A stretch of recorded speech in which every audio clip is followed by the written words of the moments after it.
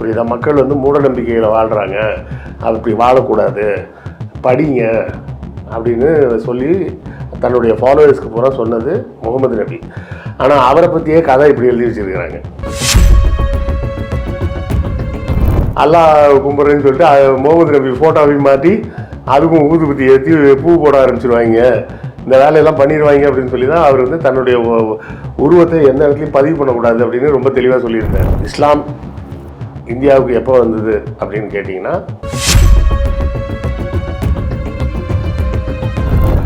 Original இஸ்லாமியர்கள் வந்து மதம் மாற்றம் செஞ்சாங்கன்னு சொல்லக்கூடிய கதைகளுக்கெல்லாம் முன்னாடியே அவங்கெல்லாம் மாறியாச்சு. இந்தியாவில் முதல்ல இஸ்லாமியர்கள் உருவானது கேரளா மற்றும் தமிழ்நாடு பகுதிகளில் தான். அரச வம்சத்தில் இருக்கக்கூடிய ஒருத்தங்க மாறி ஒரு அந்த அவங்களோட தொடர்ச்சியான அந்த வம்சமே இஸ்லாமியர்களாக இருக்கிறாங்கன்றது உண்மை. அதனால ஒரு காலகட்டத்துக்கு மேலே கேரளாவில் வந்து இந்து மதமே இல்லாமல் கூட போயிடும்ன்ற கண்டிஷனுக்கு மதம் மாறி மக்கள் போயிட்டாங்க. அதுக்கு காரணம் வந்து கேரளாவில் வந்து அந்த இந்து மதத்தின் பெயரால் நடந்த கொடுமைகள் ரொம்ப ஜாஸ்தி. இதில் என்ன கொடுமைன்னா, இந்த கிறிஸ்தவத்துக்கு மாறினவங்களே வந்து மதத்தின் கொடுமையின் காரணமாக தான் மாறினவங்க. ஆனால் கேட்டால் என்ன சொல்லுவாங்கன்னா, அவங்க தான் முதல்ல நம்பூதிரியாக இருந்து மாறினாங்க அப்படின்னு அவங்களே சொல்லிப்பாங்க.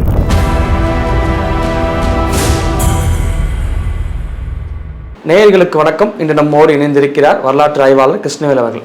வணக்கம் சார். வணக்கம். சேர வம்சத்தை சேர்ந்த சேரமான் பெருமாள்ங்கிற வந்து இது மெக்காவுக்கு போய் முகமது நபியை சந்தித்து இஸ்லாம் மத தலைவர்னு சொல்லி ஒரு கதை சொல்லப்படுது. எப்படி பார்க்குறீங்க? எந்த அளவு உண்மை சார் அது? அது ஒரு சேர மன்னர், அவர் யாருன்னெலாம் தெரியாது. முகமது நபியை நேரில் சந்திப்பதற்கு போனார் அப்படின்னு ஒரு பரவலாக ஒரு செய்தி சொல்லப்படுகிறது. அது எவ்வளோ தூரம் உண்மை பொய் அப்படின்னு நமக்கு தெரியாது. ஆனால் கொடுங்காலூர்ன்ற ஒரு ஊரில் சுமார் ஒரு 1300 வருஷத்துக்கு முன்னாடியே கட்டப்பட்ட ஒரு மசூதி ஒன்று இருக்குது. அது பேரே வந்து சேரமான் ஜும்மா மஸ்ஜித்னு தான் பேர். ஸோ அந்த மசூதியை வைத்துக்கொண்டு எப்படி ஒரு செய்தி சொல்லப்படுது, இது உண்மையா அப்படின்னு கேட்டால் உண்மையாக இருக்கவும் வாய்ப்பு இருக்குது. சரியா? வேறு சில சோர்ஸில் சொல்லும்போது பார்த்திங்கன்னா அவரோட பேர் வந்து ஃபர்மாத் அப்படின்னு சொல்கிறாங்க. சக்கரவர்த்தி ஃபர்மாத் அப்படின்னு சொல்லுவாங்க. இந்த சேரமான் பெருமான் அப்படின்ற பேர் வந்து ஒரு குறிப்பிட்ட ராஜாவோட பேர்லாம் கிடையாது. அங்கே சேர மன்னர்களில் யாரெல்லாம் இருக்காங்களோ எல்லாருமே வந்து சேரமான் பெருமாள்னு தான் சொல்லுவாங்க. சேரமான் பெருமாள்னு சொல்லி அவங்க பேரை சொல்லுவாங்க. சரியா? தனியாக வந்து சேரமான் பெருமாள்னே ஒரு ராஜா இருந்தார் அப்படின்னு கிடையாது. இது வந்து இந்த கதையெல்லாம் எப்படி வந்தது அப்படின்றத பற்றி நிறைய பேர் நிறைய விதமாக சொல்லுவாங்க. ஆனால் பொதுவாக ஏற்றுக்கொள்ளப்பட்ட ஒரு ட்ரெடிஷன் என்னென்னா, இவர் வந்து ஒரு நாள் வீட்டில் மாடியில் உட்காந்துருக்கும்போது திடீர்னு நிலா ரெண்டாக உடஞ்சிருச்சு, அப்புறம் திரும்ப ஒன்றா சேர்ந்துருச்சு அப்படின்னு அதை பார்த்துட்டு அங்கே வந்து அரபு வணிகர்கள்ட்டெல்லாம் கேட்கும்போது, இது மாதிரி அங்கே ஒருத்தர் வந்து இருக்கார், அவர் வந்து முகமதுன்னு பேர் அப்படின்னா அதெல்லாம் கேள்விப்பட்டு இவர் இங்கேருந்து கிளம்பி பார்க்கணுன்னு போனார். மெக்காவில் போய் பார்க்கணுன்னு போனார். போகிற வழியில் ஓமான்லேயே இறந்துட்டார் அப்படின்னு சொல்லி சொல்லப்படுகிறது. இதில் 2-3 விஷயங்கள் என்னன்னா, அரேபிய தேசங்களுக்கும் கேரளா மற்றும் தமிழ்நாட்டுக்குமான வணிக தொடர்புன்றது இன்றைக்கி நேற்று ஆரம்பித்த தொடர்புலாம் கிடையாது. அது சுமார் 2500 வருஷத்துக்கு மேலே அந்த வணிக தொடர்பு இருந்துக்கிட்டு தான் இருக்குது. ஸோ இங்கேருந்து அவர் ஒருத்தர் போக வாய்ப்பு இருக்காருன்னா போகிறதுக்கெல்லாம் வாய்ப்பு இருக்குது. ஆனால் இந்த நிலா உடைஞ்சது ரெண்டாக பிளந்ததுன்ற கதையெல்லாம் வந்து பிற்காலத்தில் சேர்க்கப்பட்ட கதைகள். ஏன்னா முகமது நபி உயிரோடு இருந்த காலத்தில் அவர் வந்து அந்த மெக்கா பகுதி மக்களால் அறியப்பட்டாருனாலும் நெகட்டிவாக தான் அறியப்பட்டார். சரியா? பாசிட்டிவாக அறியப்படலை. அவர் வந்து யாரும் ஏற்றுக்கலை. அவருக்கு சுமார் 10 ஆண்டுகள் அதுக்காக போராடினார். அவரை கொல்றதுக்கே நிறைய முயற்சிகள் நடந்தது. ஒரு முறை இல்லை, பல முறை நடந்தது. பதர் போர் அது இதுன்னு நிறைய நடந்திருக்குது. எல்லா இடத்துலையுமே அவரை வந்து ஒரு எதிரியாக தான் பார்த்துக்கிட்டு இருந்தாங்க. அப்படி இருக்கும்போது அவரோட கூட சேர்ந்து இருந்தவங்க கொஞ்சம் குறைவான நபர்கள் தான் ஆரம்பத்தில். கடைசியாக தான் அவர் மெக்காவுக்கு வரும்போது ஒரு 10,000 வீரர்களோடு அவர் வந்து சேர்ந்தார். ஸோ ஆரம்ப கட்டத்திலேருந்து யோசித்து பார்த்தோம்னா, இப்படி அவர் ஒரு நிலாவை ரெண்டாக உடைச்சார் அப்படின்ற ஒரு கதை உண்டு. நாங்கள் அந்த இஸ்லாமிய மக்கள் வந்து அப்படி ஒரு கதையை நம்புகிறாங்க. அதெல்லாம் வந்து ஃபிசிக்கலாலாம் சயின்டிஃபிக்காலாம் பாசிபிளே கிடையாது. சரியா? அது மதத்துக்கும் சயின்ஸுக்கும் சம்மந்தமே கிடையாது. இன்னொன்று என்னென்னா, முகமது நபி வந்து இந்த போன்ற மூட நம்பிக்கைகளை எதிர்த்து பேசினவர். புரியுதா? மக்கள் வந்து மூட நம்பிக்கைகளை வாழ்கிறாங்க, அது இப்படி வாழக்கூடாது, படிங்க அப்படின்னு சொல்லி தன்னுடைய ஃபாலோவர்ஸ்க்கு பூரா சொன்னது முகமது நபி. ஆனால் அவரை பற்றியே கதை இப்படி எழுதி வச்சுருக்கிறாங்க. என்னென்னா, அவருக்கு எழுத படிக்க தெரியாது, ஆனால் அல்லாஹ் சொன்ன உடனே அவருக்கு எல்லாம் எழுத படிக்கிற ஞானம் வந்துருச்சு, அது மாதிரி நிலாவை 2ஆக உடைச்சாரு. இதெல்லாம் இப்போ வந்து மேஜிக் ஷோ மாதிரி. மேஜிக்கெல்லாம் வந்து அது மேஜிக்கு எதிராக பேசினவர் முகமது நபி. மேஜிக்லாம் ஒன்றும் கிடையாது, அப்படிலாம் நம்பாதீங்க அப்படின்னு சொல்லுவார். ஆனால் அவர் மேலேயே அப்படி ஒரு கதை எழுதி வச்சுருக்காங்க. அவர் வந்து பார்த்திங்கன்னா ஒரு இன்டர்நேஷ்னல் பிஸ்னஸ் மேன். அவர் எகிப்து, சிரியா போன்ற வேறு நாடுகளுக்கெல்லாம் போய் வியாபாரம் பண்ணிட்டு வந்தவர். ஒரு பிஸ்னஸ் மேனாக இருந்தாலே உங்களுக்கு என்ன தெரிஞ்சிருக்கணும்? அதுவும் லோக்கல் இல்லாமல் வெளிநாடுகள்லாம் போய் வியாபாரம் பண்ணணும்னா என்ன தெரிஞ்சிருக்கணும்? குறைஞ்சபட்சம் எழுத படிக்கிற அறிவு இருக்கணும். கணிதம் முக்கியமாக கணக்கு தெரிஞ்சிருக்கணும். கணக்கு தெரியாமல் வியாபாரம் பண்ண முடியாது. சில பேர் என்ன சொல்லுவாங்க, அதெல்லாம் மனக்கணக்கெல்லாம் போடுற ஆளுகள்லாம் இருக்காங்க, இல்லை எழுத படிக்கவே தெரியாது, மனக்கணக்கெல்லாம் போடுவாங்கன்னு. என்ன மனக்கணக்கு போட தெரிஞ்சாலும் எழுத படிக்க தெரியலன்னா நீங்கள் வெளியூரில் போய் வியாபாரம் பண்ண முடியாது. அப்போது ஒரு வெளிநாடுகளில் போய் வியாபாரம்லாம் பண்ணியிருக்காருன்னா குறைஞ்சது அவர் 1க்கு மேற்பட்ட மொழிகள் தெரிஞ்சிருக்கணும். மொழிகள் தெரியாமலாம் இருக்க அவரால் பண்ணியிருக்க முடியாது. இல்லைங்க, இங்கே வந்து படிக்காத ஒருத்தன் பீகார்லேருந்து இங்கே வந்து தமிழ் பேசலையா அப்படி இப்படிலாம் உதாரணம் சொல்லுவாங்க. கூலி வேலை செய்கிறதுக்கும் ஒரு பிஸ்னஸ் முதலாளியாக இருக்கிறதுக்கும் நிறைய வித்தியாசம் இருக்குது. இவர் வந்து ஒரு பிஸ்னஸ் முதலாளி மாதிரி இருந்தவர். சரியா? அதுவும் போக அவரை திருமணம் செய்து கொண்ட அவரது மனைவியார் கதீஜா அம்மையார் வந்து அவரோட வயசில் பெரியவங்க. சரியா? ஆனால் வயசில் பெரியவங்க வந்து ஒருத்தரை கல்யாணம் பண்ணிக்கிறேன் அப்படின்னு சொன்னாங்கன்னா, ஒரு எழுத படிக்க தெரியாத தற்கூரி மாதிரி இருக்கிற ஒருத்தனை தேர்ந்தெடுத்து கல்யாணம் பண்ணுவாங்களா? அவன் புத்திசாலியாக இருக்கிறான் அப்படின்னு பார்த்து தான் அவங்க கல்யாணம் பண்ணியிருக்கிறாங்க. அப்போ இவர்கள் வந்து முகமது நபிக்கு தெய்வீக சக்தியெலாம் இருந்தது அப்படின்னு சொல்ல ஆசைப்பட்டு அவரோட தரத்தை குறைக்கிறாங்க. புரியுதா? வீட்டில் சும்மா மாடு மேய்க்கிற ஒரு வேலைக்காரனை ஒரு பெரிய பண்ணையாரோட ஒய்ஃப் வந்து பண்ணையார் செத்துட்டாருன்னொடனே அந்த மாடு மேய்க்கிற பையனை கல்யாணம் பண்ணிப்பாங்களா? அவனுக்கு எழுத படிக்க தெரியாது, ஒன்றும் தெரியாது, மாடு மேய்ச்சிட்டு இருப்பான், அவனை போய் கல்யாணம் பண்ணிப்பாங்களா? அவங்க நடத்திட்டு இருந்த பிஸ்னஸில் இவர் முக்கியமான பதவியில் இருந்தார். கிட்டத்தட்ட இப்போ உள்ள ஜெனரல் மேனேஜர் மாதிரி சொல்லலாம். அந்த மொத்த வியாபாரத்துக்கும் ஓனருக்கு அடுத்த இடத்துல இருந்தவர். அந்த ஓனர் இறந்துட்டாருன்றப்போ அந்த ஓனர் இறந்துட்டாருன்னா அவருக்கு ரொம்ப வயசு ஜாஸ்தி, அவருக்கு ஒரு 80 வயசுக்கு மேலே இருக்கும். இந்த அம்மா கதீஜா அம்மையாருக்கு வந்து ஒரு 45 வயசு என்னவோ இருக்கும். இவருக்கு 40 வயசுன்னு நினைக்கிறேன். இவருக்கு அப்போ 25 வயசு, ஒரு 15 வயசு டிஃப்ரென்ஸ் அவங்களுக்கு. அப்போ 15 வயசு நம்மளோட கம்மியாக இருந்தாலும் இந்த வணிகத்தெல்லாம் தெளிவாக பார்க்குறான் ஒருத்தன் அப்படின்னு சொல்லி தான் அவரது புத்திசாலித்தனத்தை பார்த்து அவரோட திறமையை பார்த்து தான் இவரையும் நம்ம திருமணம் பண்ணிக்கிட்டா நமக்கு வேறு யாரும் இடைஞ்சலும் கொடுக்க மாட்டான், தொழிலும் ஒழுங்காக நடக்கும் அப்படின்னு அவங்க திருமணம் செய்து கொண்டார்கள். ஆனால் முகமது நபியின் மீது கொண்ட அளவுக்கு அதிகமான பக்தியின் காரணமாக அவர் மேலே இந்த மாதிரி அவர் எதற்கு எதிராக பேசினாரோ அந்த மாதிரி மேஜிக்லாம் அவர் பண்ணாருன்னு சொல்கிறாங்க. இவங்க சொல்லக்கூடிய காலகட்டங்களில் ஜியாகிரபிக்கலாக எந்த பெரிய சேஞ்சஸ்லாம் எதுவும் நடந்தது கிடையாது. அதெல்லாம் அதுக்கெல்லாம் எந்த ரெக்கார்டும் கிடையாது. ஸோ நிலாவை உடைத்தார் அப்படின்றதெல்லாம் சும்மா அது இந்த கதைக்காக சேர்த்துக்கிட்டாங்க.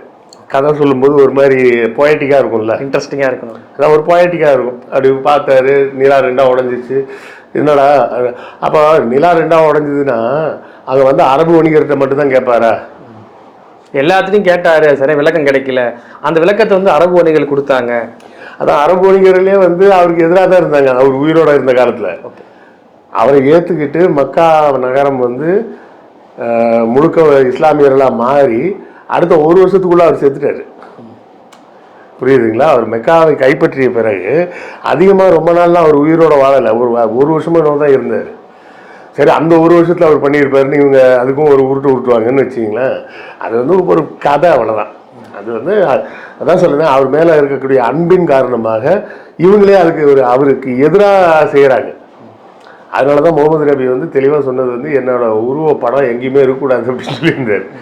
ஏன்னா கொஞ்ச நாள் போச்சுன்னா என்ன பண்ணுவாங்க, அல்லாஹ் கும்பிட்றேன்னு சொல்லிட்டு முகமது நபி ஃபோட்டோவையும் மாற்றி அதுக்கும் ஊதுபத்தி ஏற்றி பூ போட ஆரம்பிச்சிருவாங்க, இந்த வேலையெல்லாம் பண்ணிடுவாங்க அப்படின்னு சொல்லி தான் அவர் வந்து தன்னுடைய உருவத்தை எந்த இடத்துலையும் பதிவு பண்ணக்கூடாது அப்படின்னு ரொம்ப தெளிவாக சொல்லியிருந்தார். ஏன்னா உருவத்தை வரைய முடியாது அப்படின்லாம் கிடையாது அந்த காலத்தில். அதுக்குண்டான வசதி வாய்ப்புலாம் இருந்தது. எந்த மூட நம்பிக்கைக்கு எதிராக நம்ம பேசுகிறோமோ அந்த மூட நம்பிக்கையை நம்ம படத்தை வச்சே செய்ய ஆரம்பிச்சிருவாங்க அப்படின்னு சொல்லி தான் அவர் வந்து அதை ரொம்ப ஸ்ட்ரிக்டாக சொன்னார். அவர் சொன்னது படைத்தவனை மட்டும் வணங்கு, படைக்கப்பட்டவைகளை வணங்காதே அப்படின்னு சொல்லி அவர் சொன்னார். உலகத்தில் இருக்கக்கூடிய எல்லா விஷயத்தையும் படைச்சது அல்லாஹ். அப்போ உலகத்தை எல்லாத்தையும் படைச்ச அல்லாஹ் வேணால் நீ வணங்கலாம், அல்லாஹ்வால் படைக்கப்பட்ட விஷயத்தெல்லாம் நீ வணங்கக்கூடாது அப்படின்னு தான் அவர் சொல்லியிருக்கிறார். அவர் இறந்த பிறகு இந்த மாதிரி ஒரு கதை கிளப்பி விட்ருக்காங்க. சரி, இந்த ஃபர்மாத் அப்படின்னு ஒரு மன்னர் இருந்தாரா அப்படின்னு சொன்னால் இருந்ததாக அறியப்படுகிறது. அரக்கல் அப்படின்னு சொல்லி ஒரு வம்சம் இருக்குது கேரளாவில். அந்த ஒரு அரச வம்சம் கேரளாவில் இருக்கிற அரச வம்சத்துலேயே அது ஒன்று தான் இஸ்லாமிய அரச வம்சம். அரக்கல்னு சொல்லுவாங்க சில பேர்.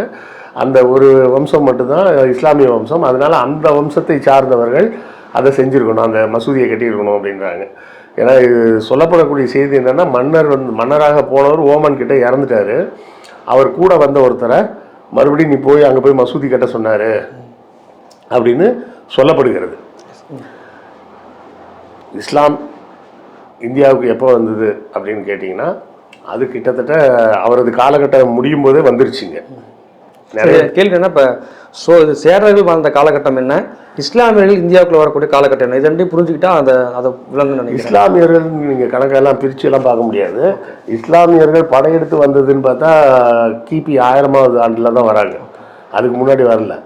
இஸ்லாம் வந்து கிபி 630 600லேயே வந்தாச்சு இஸ்லாம்லாம். ஆனால் இஸ்லாமியர்கள் வந்து ஒரு அரச தொடர்போட படையெடுப்பு அந்த மாதிரிலாம் வந்து 1000ல் தான் வராங்க. ஆனால் இஸ்லாமியர்கள் எப்படி வந்திருப்பாங்க அப்படின்னு பார்த்தீங்கன்னா வணிகர்களாக வந்திருக்கிறாங்க. சரியா, அவர்கள் வணிகர்களாக வந்து இந்த பகுதிகளில் நிறைய பேர் வந்து இஸ்லாத்துக்கு மாறினவங்க நிறைய பேர் இருக்கிறாங்க. அதில் பெரும்பாலும் பார்த்திங்கன்னா வணிக தொடர்பு உள்ளவங்க தான். இங்கே நல்லா பார்த்தீங்கன்னா ராமநாதபுரம் டிஸ்ட்ரிக்ட் பக்கத்தில் பார்த்தீங்கன்னா நிறைய இஸ்லாமியர்கள் இருப்பாங்க. அவங்கெல்லாம் பார்த்தீங்கன்னா கொஞ்சம் வசதி வாய்ப்போடு இருக்கிறவங்களா இருப்பாங்க. ஏன்னா அவரெல்லாம் ஒரு காலத்தில் வணிகம் பண்ணிட்டு இருந்தவங்க, கடலோர மாவட்டங்கள் சைடில் இருக்கிறது. அது அவங்க வந்து கடலோரத்தில் இருந்து வணிகம் பண்ணவங்க. அப்போ அந்த கான்செப்ட் நல்லா இருக்குன்னு சொல்லிட்டு அதை ஒத்துக்கிட்டு இஸ்லாமுக்கு அவங்க ஒரிஜினல் இஸ்லாமியர்கள் வந்து மதம் மாற்றம் செஞ்சாங்கன்னு சொல்லக்கூடிய கதைகளுக்கெல்லாம் முன்னாடியே அவங்கெல்லாம் மாறியாச்சு. இந்தியாவில் முதல்ல இஸ்லாமியர்கள் உருவானது கேரளா மற்றும் தமிழ்நாடு பகுதிகளில் தான். சரியா, அது வந்து கிட்டத்தட்ட 700லேயே மாறி இருக்காங்க. அதுக்கப்புறம் இன்றைக்கும் இருக்காங்க. இப்பவும் பார்த்தீங்கன்னா இந்த காயல்பட்டினம், ராமநாதபுரம் போன்ற பகுதிகளெல்லாம் பார்த்திங்கன்னா இஸ்லாமியர்கள் நிறைய பேர் இருப்பாங்க. எல்லாருமே வந்து தமிழர்கள் தான். அவங்களுக்கும் நேரடியாக அந்த அரபு நாட்டுக்காரர்களுக்கெல்லாம் எந்த சம்மந்தமும் கிடையாது. ஏன்னா இவர்கள் தொடர்ச்சியாக அரபு நாடுகளோட தொடர்பில் இருக்கிறவங்க, பெரிய பெரிய வணிகர்கள். ஒரு அரபு நாட்டிலேருந்து ஒரு வணிகர் வர்றாருன்னா, ஒரு கப்பல் நிறைய பொருளோடு வர்றாருன்னா, அதுக்கு சமமாக இங்கே இருக்கிற பொருளை கப்பல் நிறைய ஏற்றி அனுப்புகிற அளவுக்கு பணக்காரனாக இருக்கணும். அப்போ இவரும் பணக்காரராக இருப்பார், அவரும் பணக்காரராக இருப்பார். அப்போ ரெண்டு பேருமே உட்காந்து தனியாக பேசிகிட்டு இருக்கும்போது இந்த செய்தியெல்லாம் இது நல்லா இருக்கு, அப்போ நம்மளும் மாறிடலாம் அப்படின்னு சொல்லி மாறி இருப்பாங்க. இஸ்லாம் வந்து இஸ்லாமியர்கள் படையெடுத்து வர்றதுக்கு முன்னாடியே தமிழ்நாட்டிலையும் கேரளாலையும் இஸ்லாமியர்கள் வந்துட்டாங்க. இல்லை, தமிழ்நாடு கேரளா அந்த உட்பட்ட பகுதி தான் சேரர்கள் ஆண்ட பெரும்பகுதி. குறிப்பாக இவங்க சொல்லக்கூடிய சேரமான் பெருமாள் ஆண்ட பகுதி அப்படின்னு கொடுங்கைநல்லூர் அப்படிங்கிற ஒரு ஊர் பேர் சொல்கிறாங்க. அந்த மசூதி கூட அந்த பகுதியில் தான் இருக்குது. அப்படி கனெக்ட் பண்ணி பார்த்தா அப்படி ஒரு நபர் இருந்தார், இஸ்லாம் மதம் மாறினா எடுத்துக்க முடியாது சார். இப்போ இஸ்லாத்துக்கு மதம் மாறினாங்கன்றதுக்கும் ஒரு ராஜா மாறினாருன்றதுக்கும் நிறைய வித்தியாசம் இருக்குது.